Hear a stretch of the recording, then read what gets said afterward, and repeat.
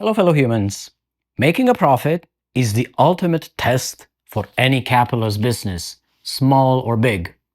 Profit is the single metric that if it does not maintain itself above a certain limit, or if it does not grow fast enough or big enough over time, may lead to the entire collapse of the business. Profit is the blood of capitalism. If we imagine a pyramid of business needs, profit would be the foundation of the pyramid. All other motives, such as doing a business that you like, feeling a sense of accomplishment and pride, feeling progress and personal growth from your business, all these build on the profit foundation. Since the profit motive is as old as capitalism, it has become deeply intertwined with how we understand the process of serving the material needs of humans through economic activity. Ultimately, an economy is supposed to be a process that seeks to allocate resources towards the satisfaction of needs. Is our current economic system doing this for everyone? Can we have a new kind of economy where the sufficiency and well-being motives have replaced the profit motive? Basically, profit means receiving more value from a business than the value you spend. Profit is almost always measured in money, but sometimes it can take an extended meaning which includes effort and all kinds of risks, political, social, or fiscal. However, even these extended meanings can usually be measured in money. For example, how much money a corporation would lose in profit if the authorities decide to nationalize their assets or increase corporate taxes. What is the profit motive good for? First, to privatize risk. Every business and all economic activity is facing risk. Bankruptcy, running out of resources, running out of credit. In capitalism, private businesses assume all these risks, with the exception that sometimes, if they are big enough, they can be bailed out by the government.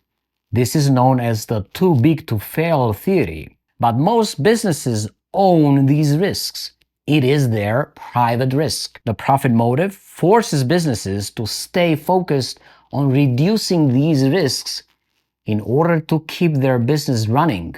We can argue that the profit motive forced the state to allow businesses to take private risks and then reap all the benefits if they are successful. Second, profit enforces self-determination. Under capitalism, private business is confused and identified with free enterprise, the ability of entrepreneurs to start a business and decide how to produce and what to produce. The raw ideology of freedom used here basically says that individuals know best what kind of business that society needs from them. Making a profit enforces this ideology of self-determination, as if profit is the natural reward and consequence of this freedom. Third, profit quantifies material progress. When businesses, small or big, make a profit and grow,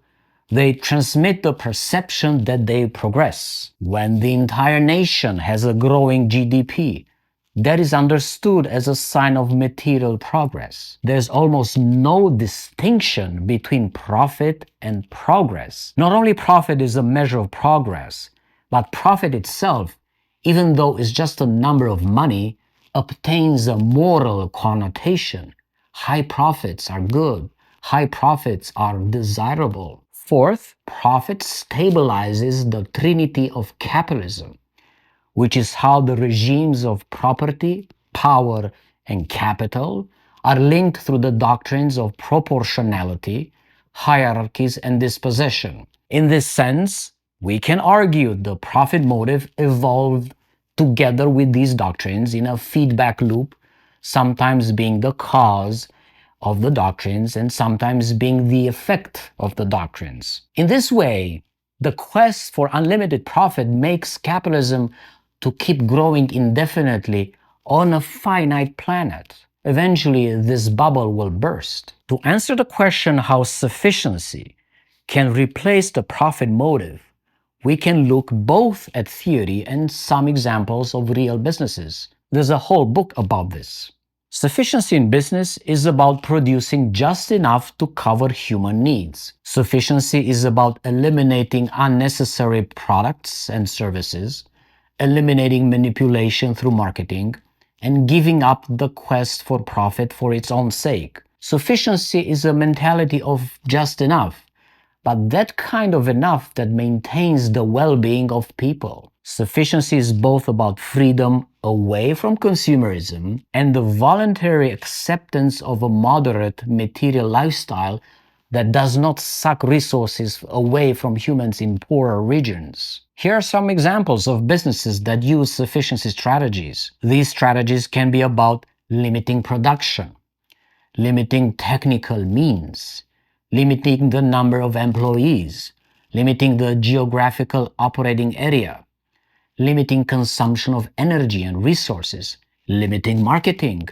using product design measures, limiting product range, adjusting the choice of sales strategies, using pricing measures, using repair services or prosumption, using reuse, promoting sufficiency practices among employees, promoting sufficiency practices by collaboration with stakeholders, limiting profits, limiting entrepreneurial wages, limiting investment, limiting shareholders' profit expectations, adjusting choice of legal form or ownership structure. The company Neue Holz Forum from Bern, Switzerland, is manufacturing buildings with timber frames. Since it started in 1998, the owner has not aimed for a quantitative growth of his business.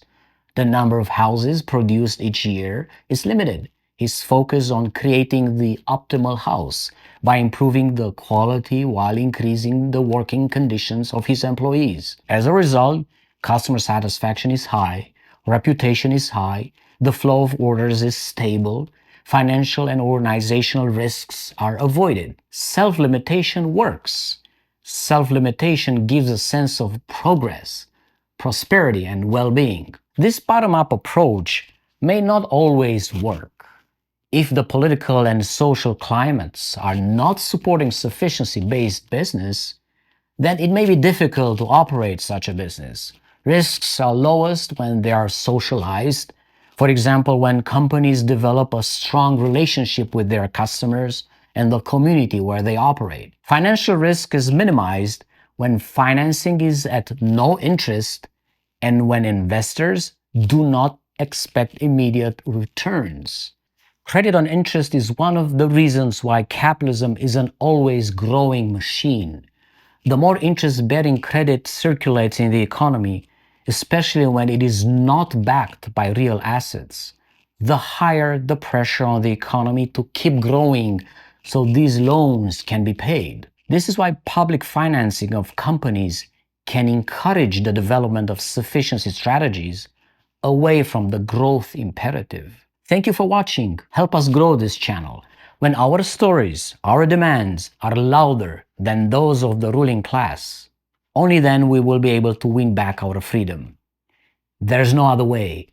Subscribe, engage, spread the word so others can learn as well. Please support me if you can on Ko-fi or Patreon to make these videos possible. Talk to you soon. Be well. Increase the peace. The science is clear. Continuing with business as usual is no longer an option. Can we imagine alternative systems? They represent the seeds of a